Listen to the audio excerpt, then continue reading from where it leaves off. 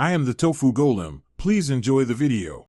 You start by powering off the JBL 510BT and removing it from any charger. This clears transient power states. Once done, make sure nearby phones and laptops have Bluetooth off or the headset forgotten so it won't auto-reconnect. Next, locate the power and volume buttons, hold them down together to enter the device's command window. You are doing this to force the internal controller into a known state before issuing the reset. This prevents the unit from repairing mid-reset. You now perform the actual factory reset. Press and hold the power button together with volume up for 5 to 10 seconds. While holding, watch the LED and listen for changing tones.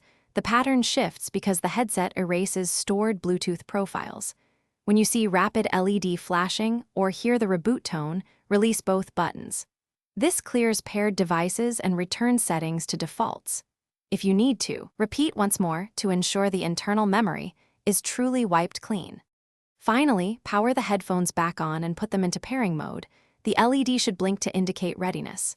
You then select JBL 510BT from your phone or computer Bluetooth list and complete pairing. Make sure volume is up and the source audio isn't muted. If pairing fails, charge the headphones for 30 minutes and repeat the reset. Low battery can interrupt firmware actions. If problems continue, try forgetting the device on all sources before another reset to avoid cached conflict. Thanks for watching. Consider subscribing if we helped you today.